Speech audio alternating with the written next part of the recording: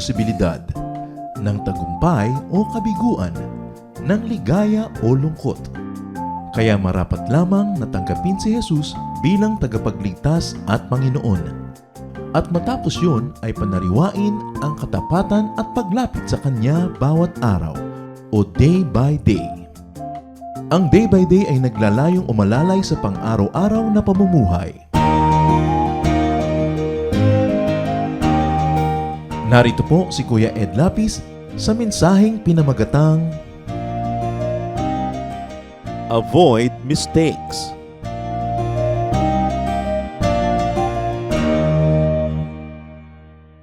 More of Jesus means less mistakes in our lives.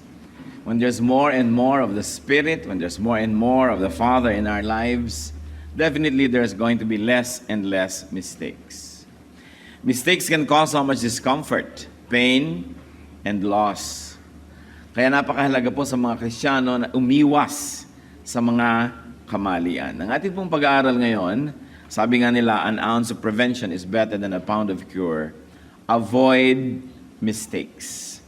We've got to avoid mistakes.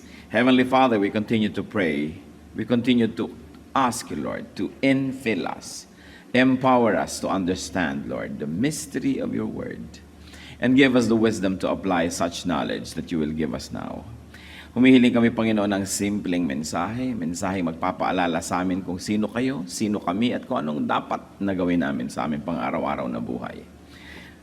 Dumalapit kami sa inyo, Panginoon, na maaaring may mga iba't ibang pwedeng maging hadlang para pagpalain nyo kami. Kaya ang mga hadlang na ito, isinusuko po namin sa inyo. Be it attitude, be it sorrow or pain, be it discomfort, kung ano man, Panginoon, ang maaaring maging hadlang para lubos namin kayong marinig at lubos na dumaloy ang pagpapala nyo sa aming buhay, inilalapit namin sa inyo at isinusuko.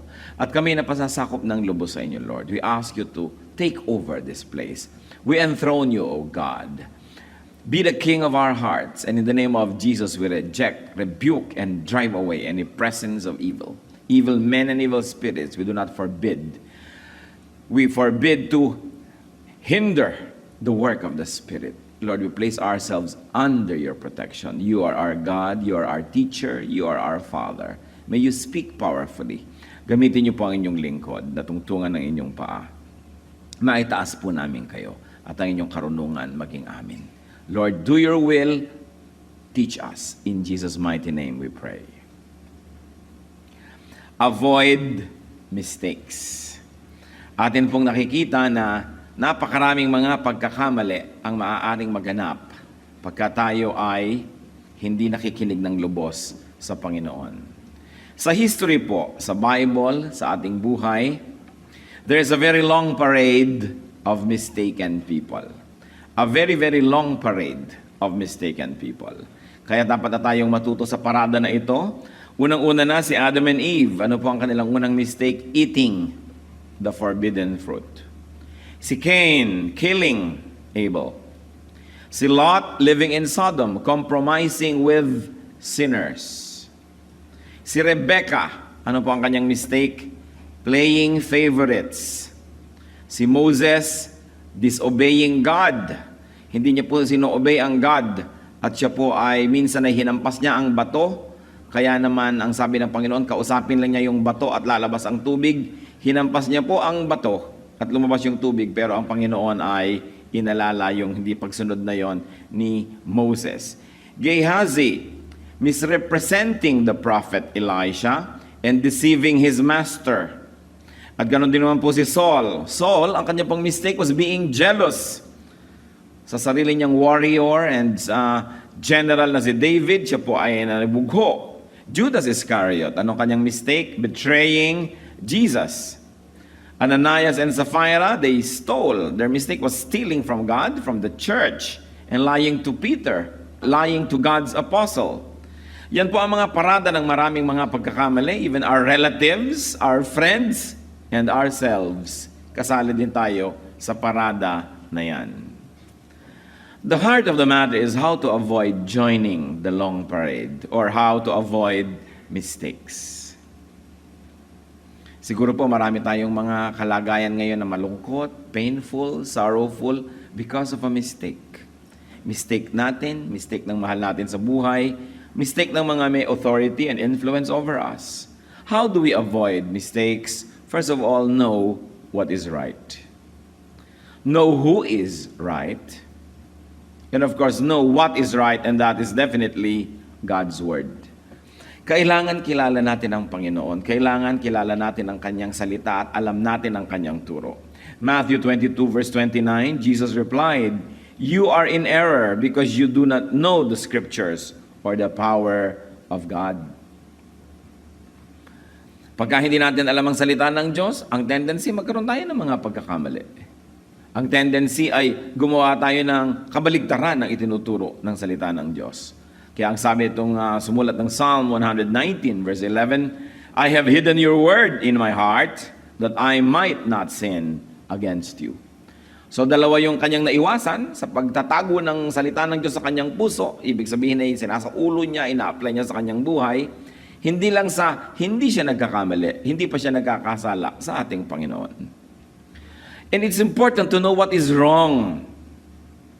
Learn from wrongdoing. Learn from those who commit mistakes.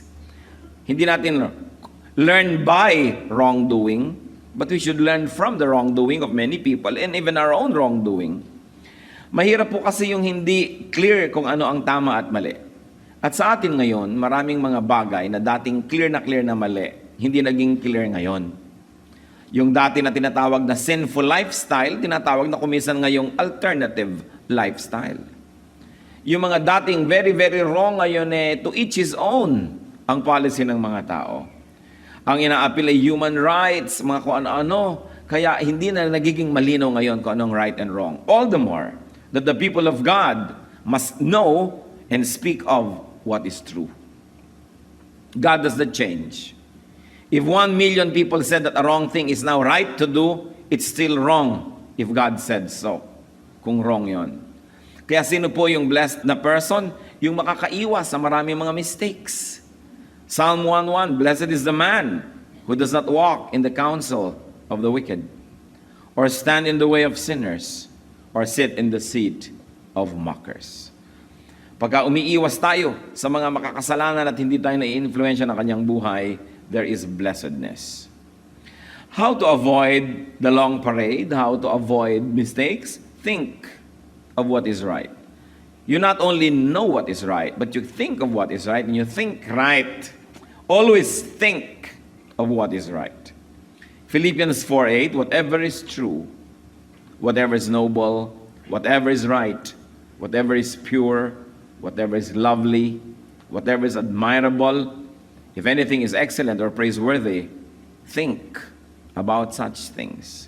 Siyempre, yung mga verses na binabasa natin, may mga original context at may original audience yan at may original intention yung nagsulat. Pero hindi natin maaaring i-confine lang yun doon kasi meron siyang mga universal truths that can be applied today. That's why the Word of God is powerful. And we are appealing to and we are trying to look into the universal values of these verses, how they may be applied to our lives today. So kung ano yung totoo, kung ano yung mabuti, kung ano yung maganda, yun ang dapat iniisip. At nang hindi napupuno ang ating isip ng mga pangit at mga mali at mga hindi dapat. Kaya pinsanan ang pinag-uusapan natin na yan is to dwell on what is right. Immerse yourself on what is right and in what is right by letting the Word of Christ dwell in you. Merong rule yan ng osmosis Yun daw, liquid of higher concentration move to areas of lower concentration. So yung high concentration of the Word of God, kung lagi tayo nag-i-immerse doon, magkakaroon ng osmosis. Lilipat yun sa atin. Kaya nga yung maalat na tubig, hulugan mo ng karne, aalat yung karne, lumipat sa kanya. From a place of high concentration to a place of low concentration. So kung low ang concentration ng Word of God sa atin, kailangan magkaroon ng osmosis. We immerse ourselves in God's Word. We immerse ourselves in God's righteousness. Then it becomes our second nature. Colossians 3:16, "Let the word of Christ dwell in you richly." Hindi lang basta dwell in you, kundi dwell in you richly. Kailangan ay mayaman, punong-puno, maraming blessing. How to avoid the long parade of mistaken people? Do what is right. So you know what is right, you think of what is right, immerse yourself in what is right, and do what is right. Marami naman pong tao nagkakamali hindi dahil hindi niya alam na mali yun. Talagang alam niyang mali, ipinagpipilitan pa rin na gawin ang mali. Konting-konti lang po siguro yung tao na magkakamali tapos pag itinuwid mo, sasabihin, ay, mali pala ako, sorry, hindi ko alam. Konti lang yon. Kasali pa doon yung mga nagmamaang-maakan. Madalas alam na natin. Kaya go back to the basics. Do what is right. Romans 12:17, do not repay anyone evil for evil. Be careful to do what is right in the eyes of everybody. Siyempre, everybody kasama ang Diyos. So be careful to do what is right before God and before men. And do what is right always. Hindi lang yung do what is right when you're in church, pagka Sunday, pagka may retreat. Do what is right always. Then we avoid mistakes. If you always do what is right, maybe the best things will not always happen, but definitely the worst won't. Kaya lagi dapat ang ginagawa ko, ano yung tama?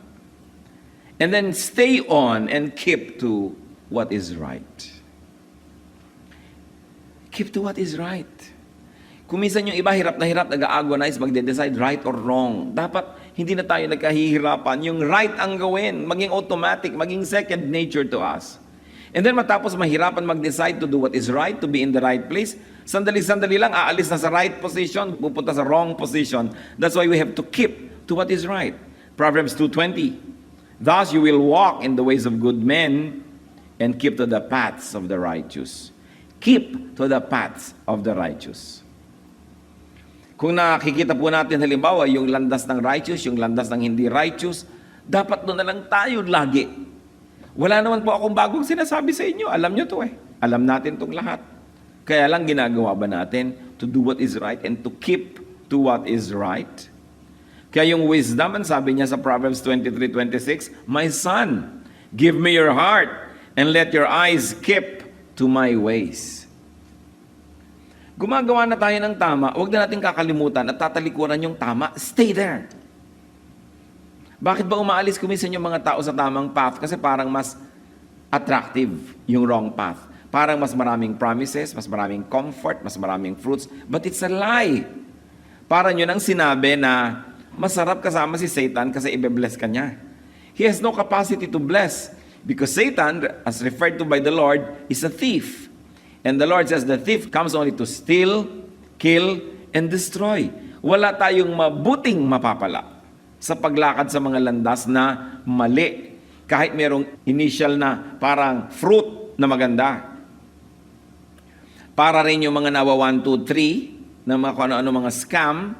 Siyempre, sa unang pagsali mo, may tubo ka agad, makakatikim ka ng kita, merong benefit para ka mawili.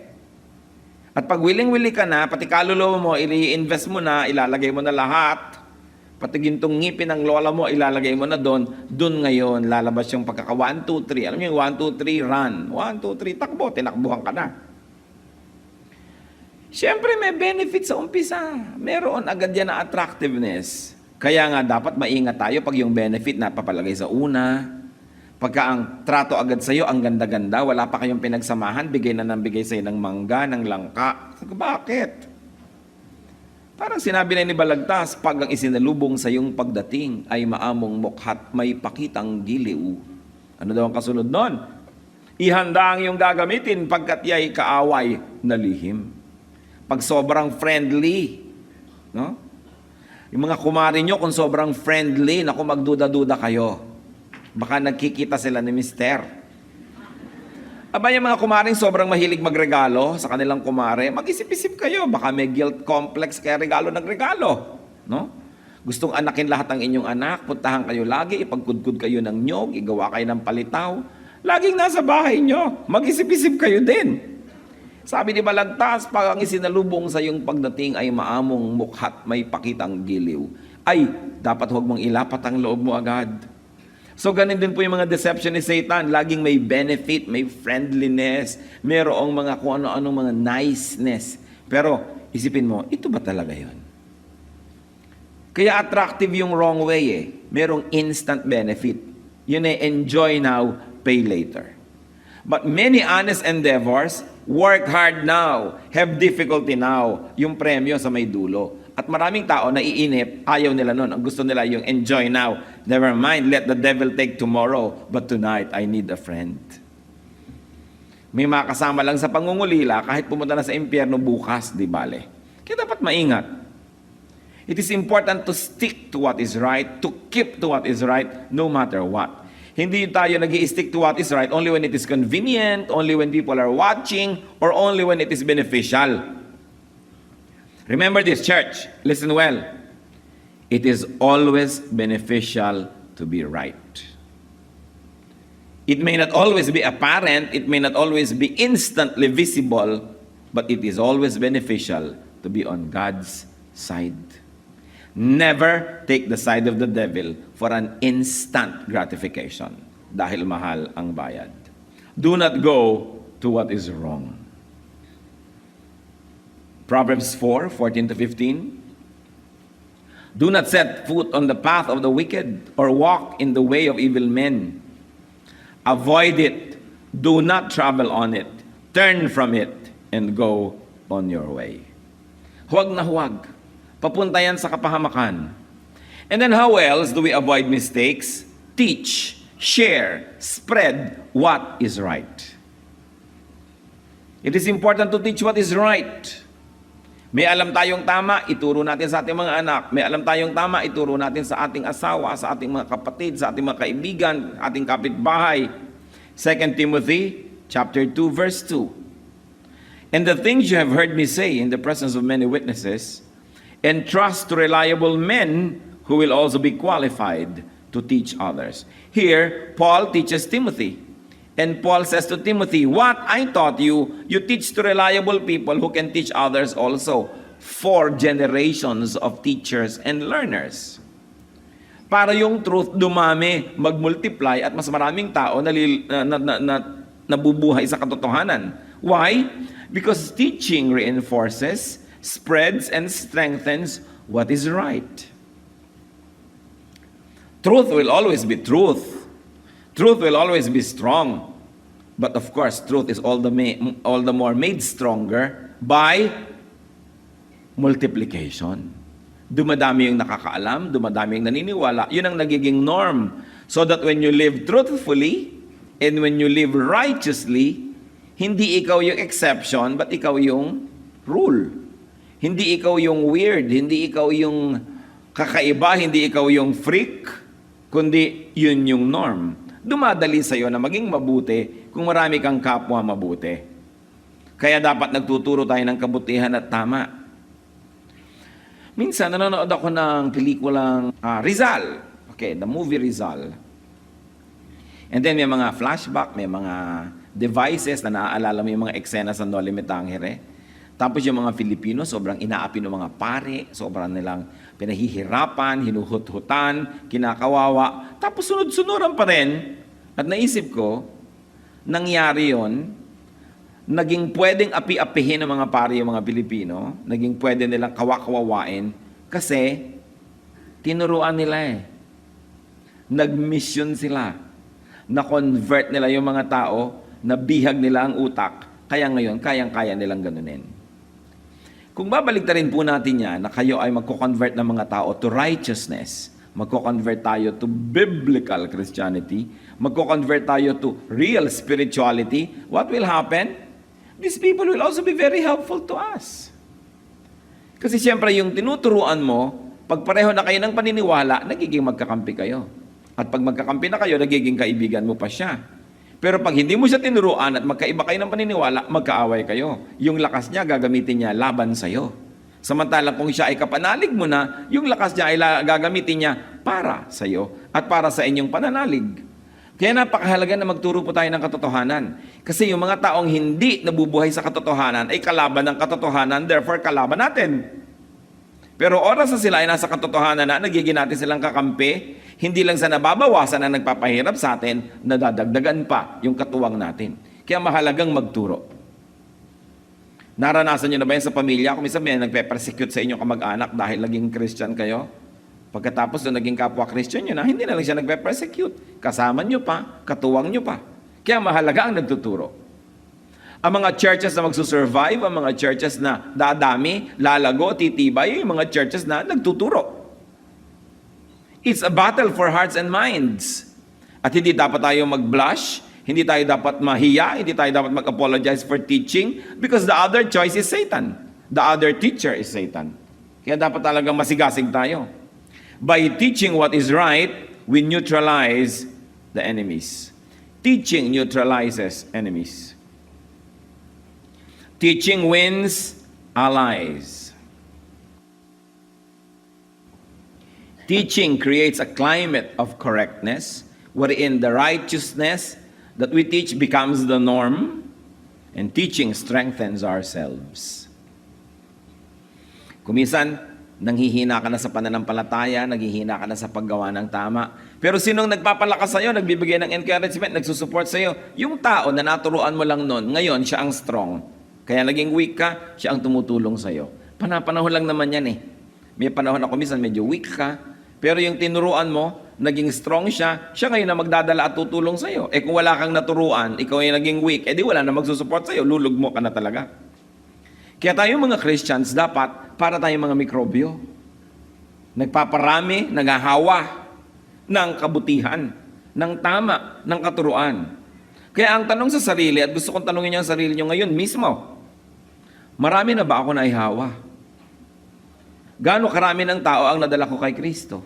Gaano karami ng tao ang nabigyan ko ng pagkauhaw sa salita ng Diyos? Na-introducean ko ng Word of God, taas na addict na, nag-aaral na siya ngayon. Kahit hindi ko ini-introduce, nag-aaral pa rin. At kahit nga ako tinatamad ngayon, siya pa yung namimilit sa akin. Ba, napaka-successful ng teaching na ginagawa natin pagka ganon. Kaya dapat mga kapatid, mission field yun talaga ang inyong pamilya. Every heart that has Christ is a missionary. Every heart that doesn't have Christ is a mission field. And remember this, spiritually speaking, every heart that doesn't have Christ is actually your enemy. So, what is the best way to beat an enemy? Not to kill the enemy, but to turn him into a friend. The best way to defeat the devil is not to kill those who follow him, but to take them to Christ, take them to righteousness. So instead of now being a soldier of darkness, this person becomes a soldier of righteousness. Nagiging times 2 yung resulta. Nababawasan ng isa yung kalaban, nadadagdagan ng isa itong kakampi. Kaya parang dalawa yung tao na nadagdag sa'yo. It is important to teach. Mga kapatid, lagi natin ituturo. Bakit ba tayo may mga notes pa? Pagka tayo ay nag-aaral ang salita ng Diyos, para ba mayroon kayong ipampuna sa maraming upuan sa park? Diba? Para ba meron kayong upuan pagka marumi yung silya? Para meron kayong pamparikit ng apoy? Ano kaya yun? Because I want you to teach people. Pag uwi nyo sa bahay, all throughout the week, sa office, friends, ilalabas nyo inyong notes. O alam mo, natutunan ko nung Sunday, ganito, ganyan, ganyan. Teach. Because it is only by teaching that we can win the world.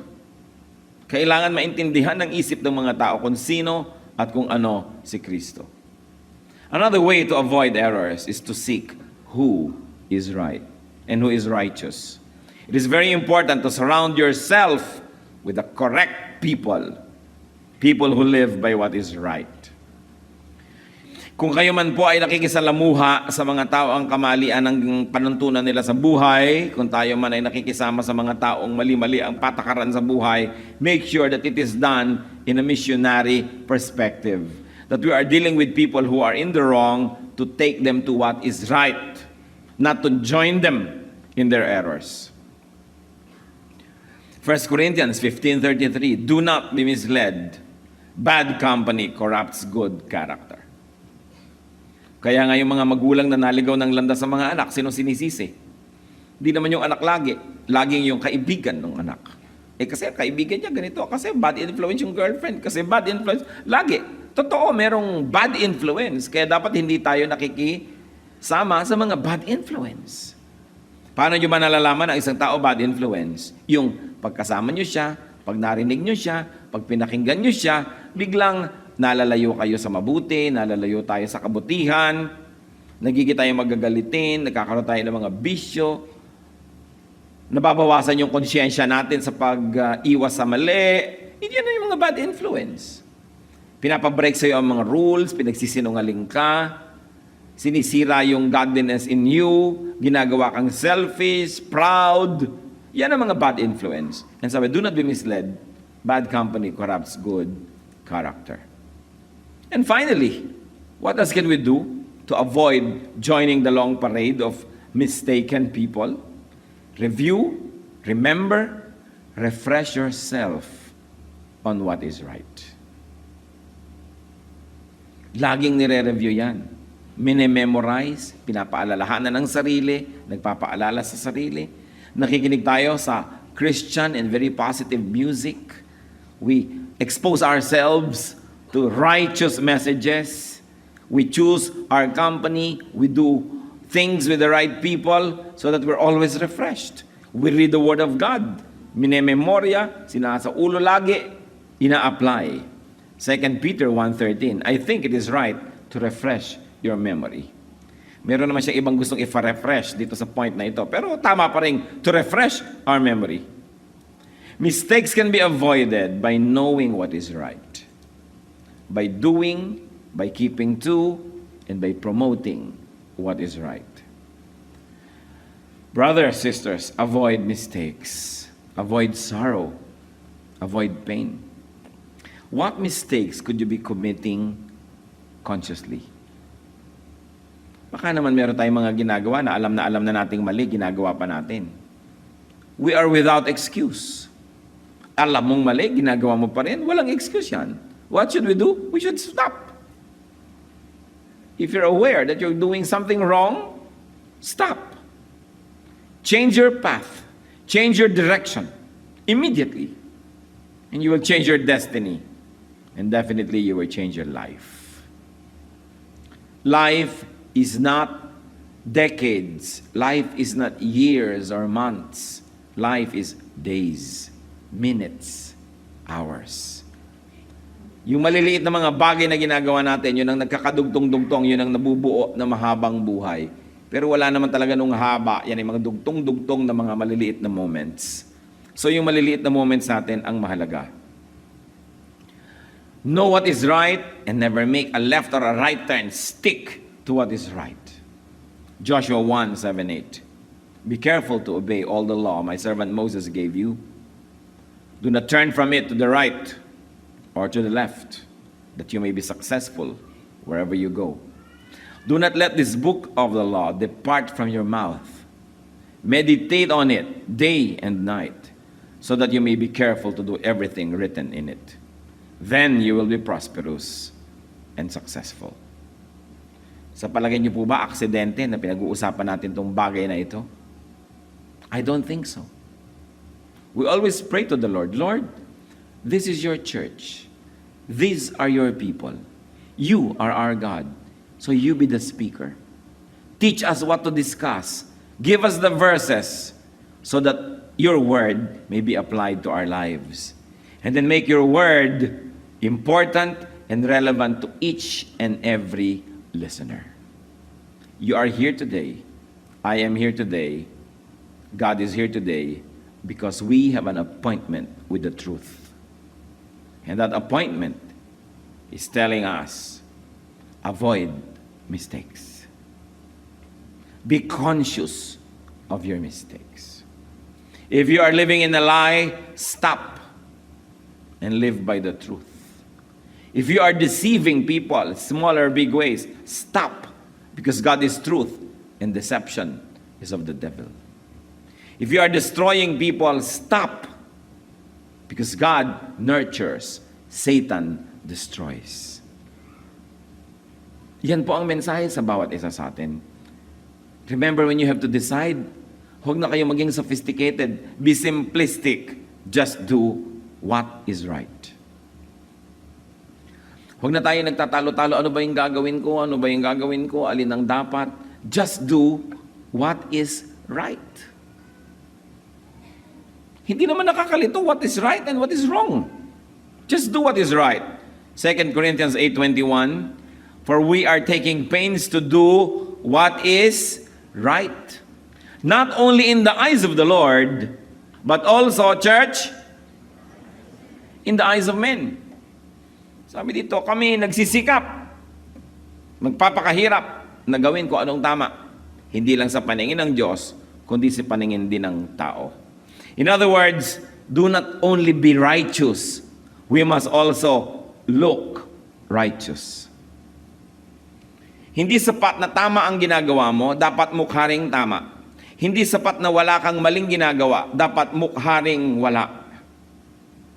Kasi kahit tama po ang ginagawa natin, pero mukhang mali, may nagkakasala pa rin, may natitisod pa rin, meron pa rin nadidiscourage. Kaya sabi, hindi lang sa mata ng Diyos ang paggawa ng tama, sa mata rin ng tao. But of course, yung kabaligtaran nun is, lalo naman dapat na hindi lang sa mata ng tao, dapat sa mata rin ng Diyos. Pero pag binaligtad mo, sasabihin kasi ng iba, ang mahalaga sa akin, ang Diyos, siya ang nakakaalam ng puso ko. Wala akong ginagawang mali. Oo nga, pero mukhang meron eh. Kaya dapat, wala at mukhang wala. Para hindi matitisod ang ating kapwa at sila din na encourage. Strive to do what is right. 1 John 3:10. This is how we know who the children of God are and who the children of the devil are. So pipili kayo ha, kung kanino kayong anak. Church, read. Anyone who does not do what is right is not a child of God, nor is anyone who does not love his brother. Kanino kayong anak? Sabi, ang anak ng Diyos, tama ang ginagawa. Hindi lang alam yung tama, ginagawa ang tama. Doon daw, nagkakaalam. Kasi yung iba, sabi, hindi, may religion naman ako, alakihan ng Bible ko. So, si church naman ako, nag-offering ako. Ang tanong, ginagawa niyo ba yung tama? Tinitigilan ba natin ang paggawa ng mali? I think that the message is very clear, brothers and sisters. Avoid mistakes. And you will definitely avoid sorrow. Our God is a God of righteousness. We should not thrive in mistakes. Especially kung alam na nating mali. Panginoong Diyos, kayong kumakausap sa amin. Kayo na relevant sa buhay namin araw-araw. Kayo na nagmamahal sa amin. May mensahe kayo para sa bawat isa sa amin. Ipakita mo sa amin ang aming katayuan, ang aming kalagayan, kung ano man ang may mga natitira pa, maliliit mga mali na pamamaraan na alam namin mali, ituro mo sa amin, Panginoon. Hindi na kung anong malit tamat sapagkat alam naman namin. Lord, strengthen us so that we may do what is right. At ang aming dalangin, Panginoon, yung inyo pong kabutihan, yung inyong katuwiran, maghari sa aming buhay. Kayo po ang siyang tunay na sinasamba namin. Kayo, Panginoong Hesus, ang Diyos ng aming buhay. Nais namin kayong sundin, nais namin mabuhay ng may katuwiran. Nais namin, Panginoon, maganap ang gusto mo sa aming buhay. Maghari po kayo. Pagliwanagin niyo ang katotohanan sa aming puso. Identify, Lord, and unmask all of these deceptions in our lives. And we pray, Lord, that your righteousness will prevail, that we will be able to avoid mistakes. Let's continue to be silent before the Lord. Continue to bask in the presence of the Spirit. Let the Spirit minister to each one of us silently.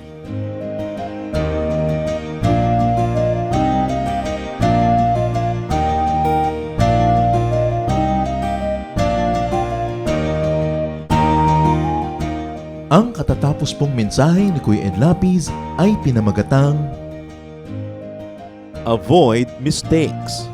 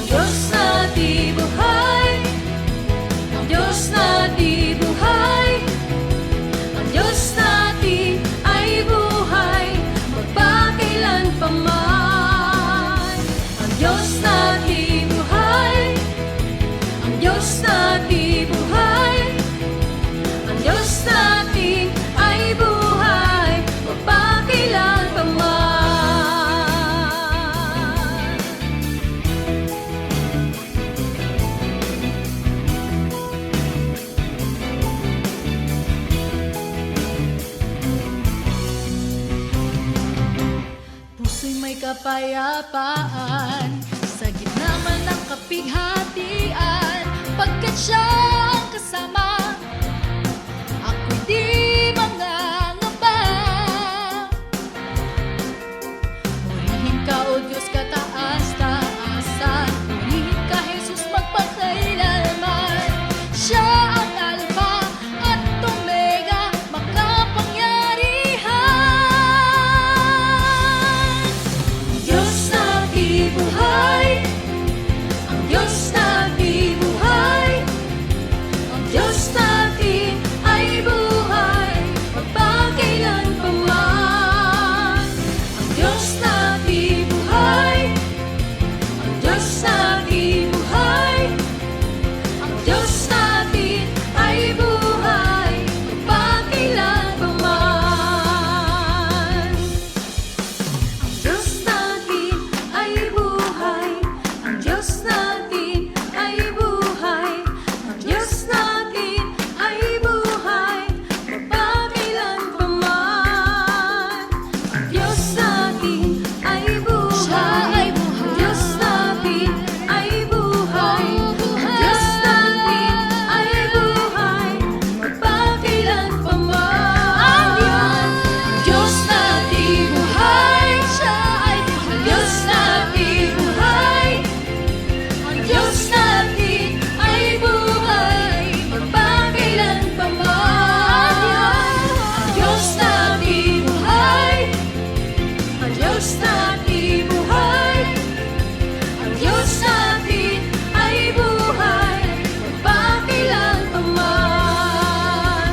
Ang Diyos natin ay buhay, magpakailanpaman. Ang Diyos natin ay buhay, magpakailanpaman.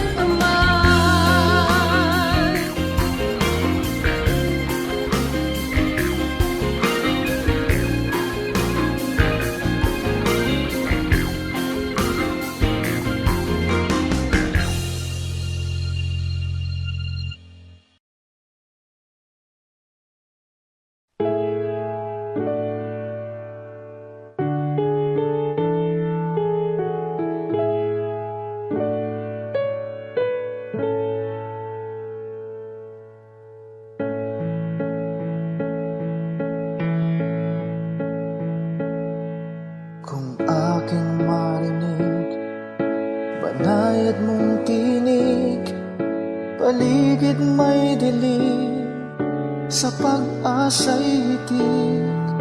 At kung sa panahon ba ng kasiyahan, walang pagkalimot, dalay pasalamat.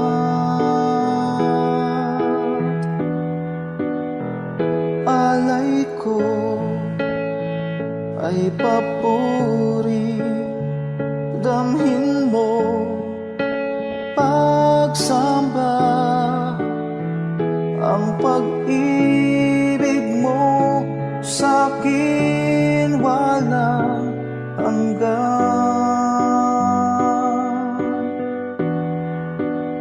Sa iyo kabutihan,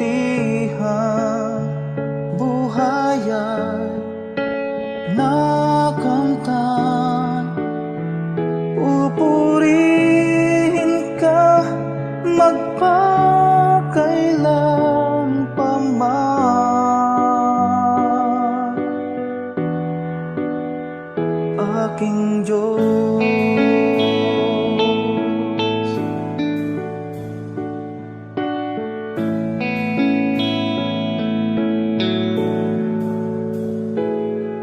At kung magkaminsan di ka maramdaman, sa puso ko'y tiyak ika'y naririyan.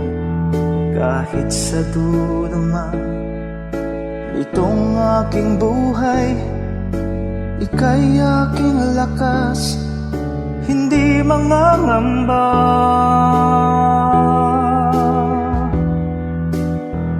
Alay ko ay papuri, damhin mo pagsamba,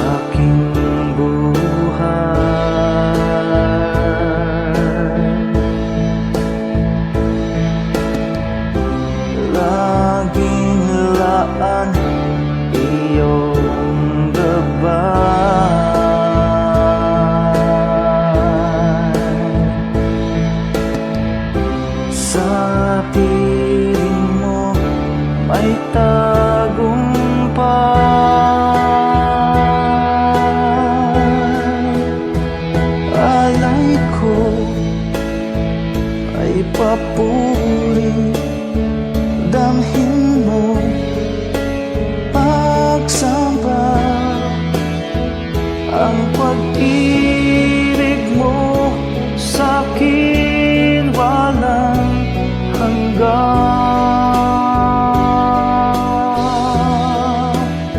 Sa iyo kabutihan, buhayan, nakamtan. Pupurihin ka magpakailan pa man.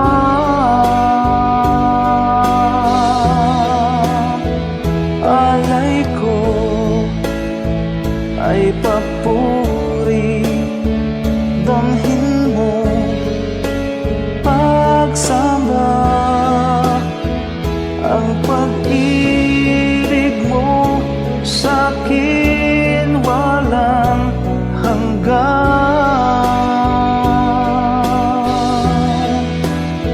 Sa iyo kabutihan, buhayan, nakamtan. Pupurihin ka magpakailan pa man.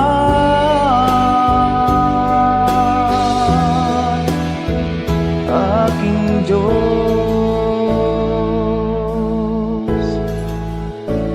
aking Diyos,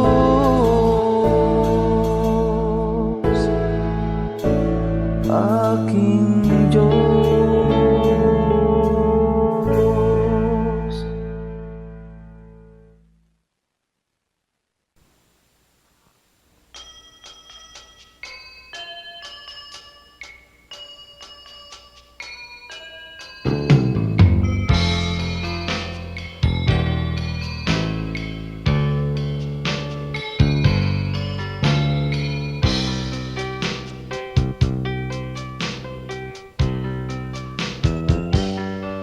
Nais kong mamasdan ang ngiti sa bawat labi, kagalakan ay maghari kailanman. Nais kong marinig itong awit ng pag-ibig, kabutihan at kapayapaan man. Nang matutunan kong pigilin ang sarili kong minsan, puso ay bigyan ng kahinahunan. Ang katapatan ko nawa sa'yo'y hindi mahihimlay, mapagtiis na puso, kabaitan ang taglay. Bunga ng Espiritu, mayroon ka ba sa buhay mo ang kinakailangan na ipakita ng Kristiyanong tunay? Bunga ng Espiritu, kung wala sa buhay mo, kay Jesus tanggapin mo. Bunga ng Espiritu,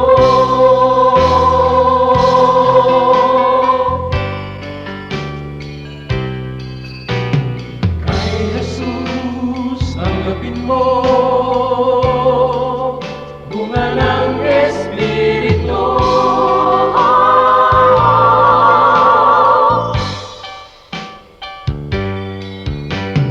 Bunga ng Espiritu, mayroon ka ba sa buhay mo ang kinakailangan na ipakita ng Kristiyanong tunay? Bunga ng Espiritu, kung wala sa buhay mo, kay Jesus tanggapin mo.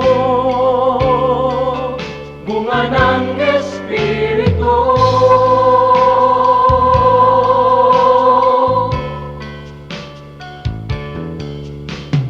Kay Jesus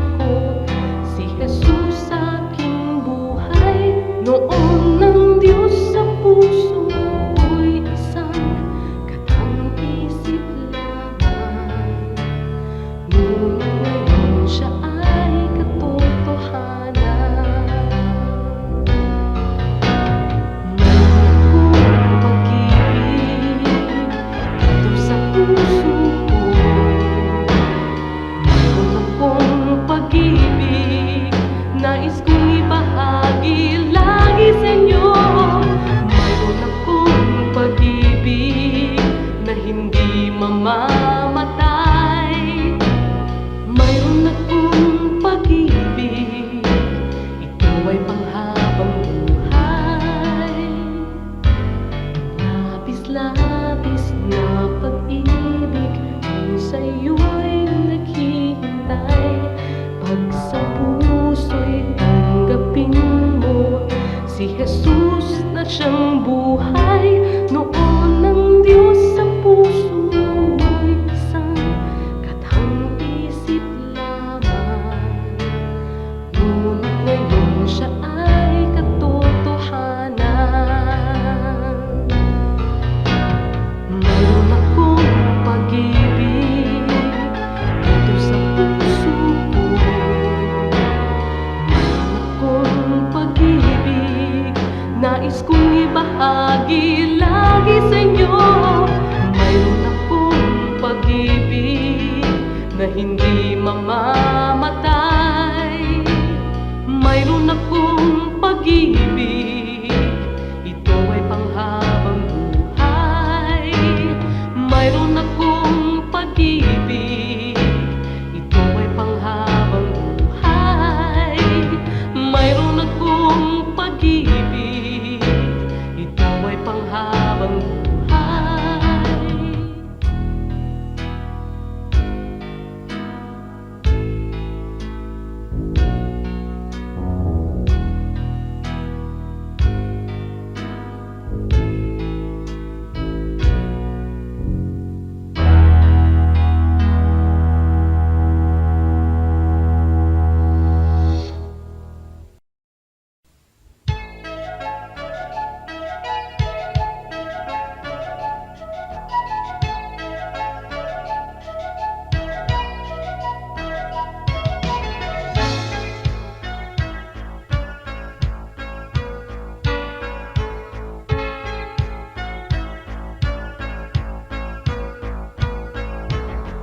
Ang nais mo'y kakalakad, kay Jesus matatagpuan.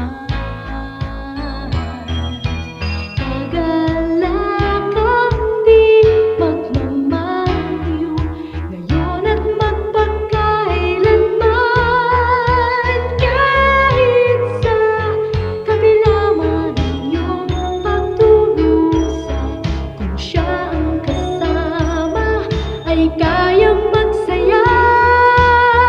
Kagalakan ang puso ay makakamtan pag si Kristo sa buhay. Ang iyong paglingkuran kay ganda ng mundo, kung malalaman mo na siya'y laging nagmamahal sa'yo.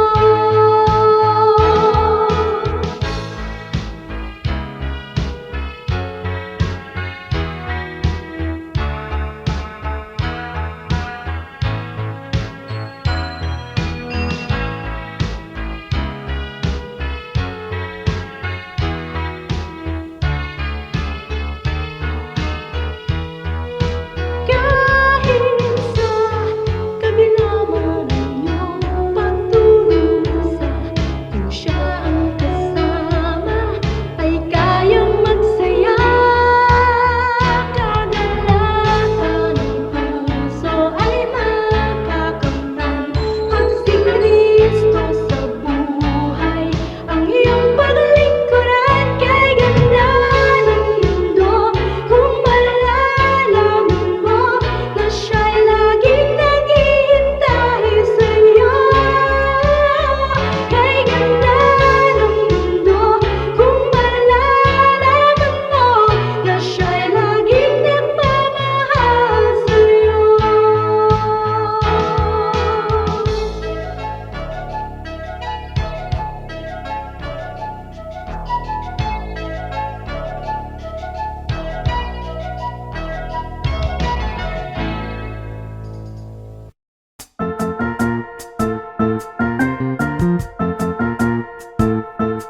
Oras na po para pansamantalang magpaalam ang programang Day by Day. Tayo po'y magsama-sama tuwing ika-6 hanggang ika-7 ng umaga, araw-araw. Magandang umaga po at mabuhay ang Panginoong Hesus!